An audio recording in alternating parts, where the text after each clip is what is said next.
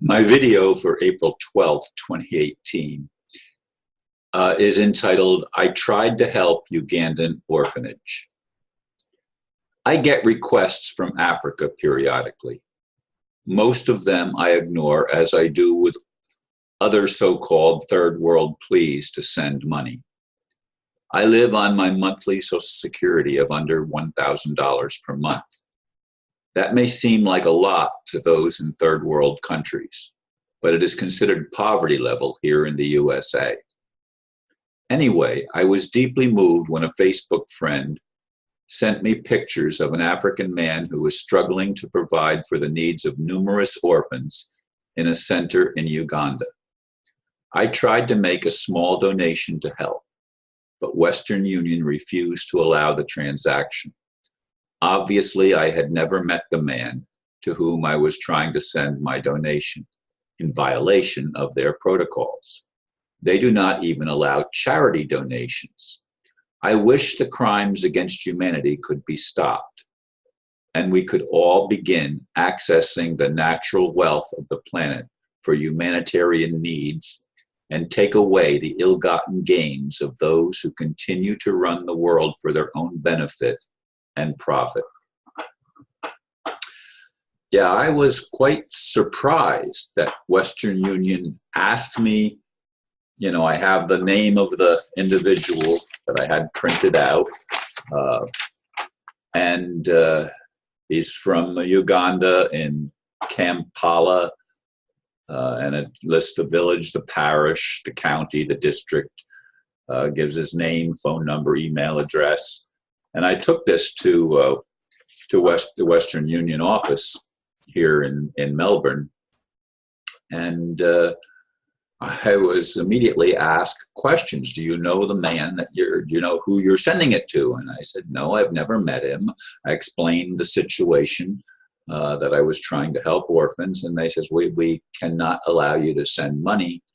And it was not a big donation.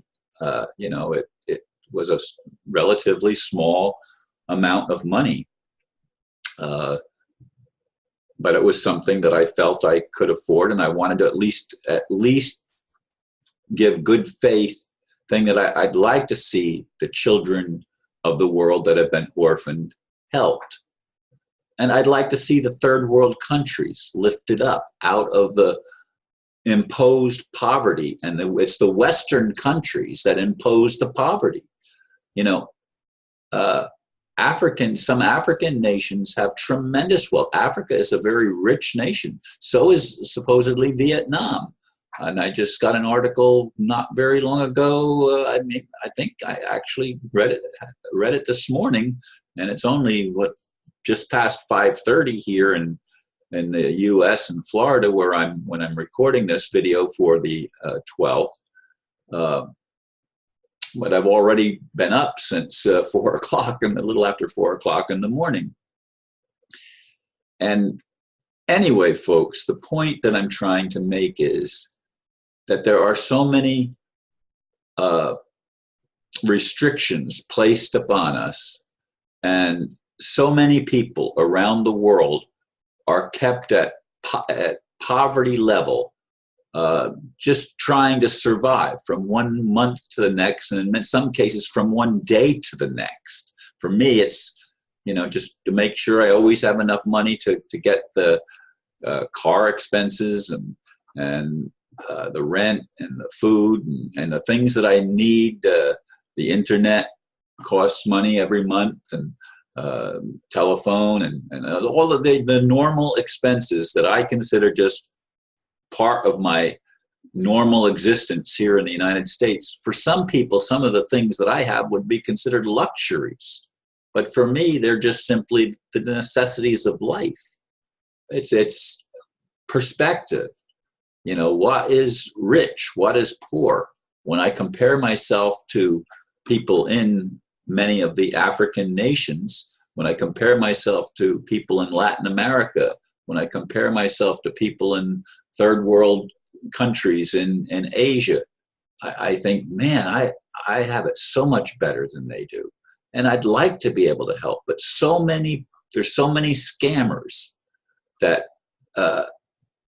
try to get money from Americans and I'm sure from Europeans and others that are considered wealthy nations. And a lot of it is not what it's put out to be. But when I saw the pictures of the little kids and stuff like that, my heart just breaks, because I really would like to help. I really would like to build up Haiti and the impoverished nations of the world. I say Haiti because that's right here in the so-called Western Hemisphere. But all around the world, people are suffering. And there are people like me that would love to be able to be in a position to help. And yet those that are in a position to help, those that could actually be generous and magnanimous and be able to actually do something to lift people out of poverty, have the exact different agenda. The elite want to destroy the population. They want to wipe out 6.5 billion people. And so it doesn't matter to them that people are suffering. They want suffering. They benefit from making people, keeping people in lack and keeping people hungry and keeping people struggling from one month to the next just to survive. You know, what's wrong with this picture? What's wrong that the people that have the most wealth in the world are so insane, are so not caring, lacking compassion, lacking human emotion? They don't have emotions. What are we going to get that these charlatans are absolutely heartless and soulless beings? They need to be taken out. If they can't be fixed, they need to be removed from not just Earth, but from existence. They should not be anywhere allowed. These are demons. These are, whatever name, whatever negative term you want to place on them, they are not benevolent beings. They do not wish good for everyone. They only want power for themselves. It's a totally sick and corrupted world.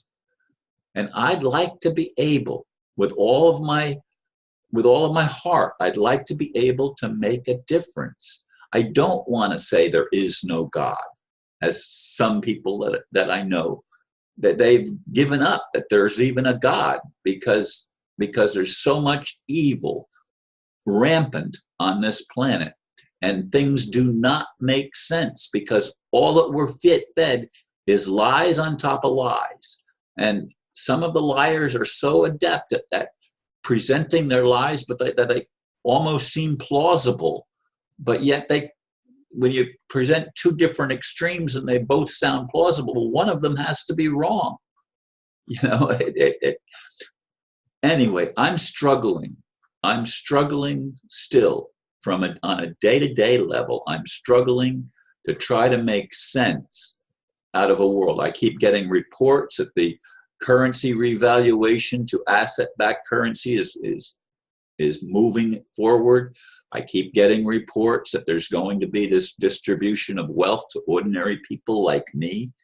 And I've been getting them for a long time. I was hearing them for a long time before I finally invested a little bit of money in an alternative currency. Not a lot. But in any case, folks, I want real change. I stay alive to see the real change beginning to happen when people can become enriched and empowered, that have a heart for humanity, that have a heart to try to help others and lift all of us out of the terrible situation in which we find ourselves, in which these Ugandan orphans have found themselves, with their parents having been killed, and people that are trying to sustain the lives of these children, and we're not even able to send them money. Something's wrong. Anyway, thank you folks for listening, and namaste.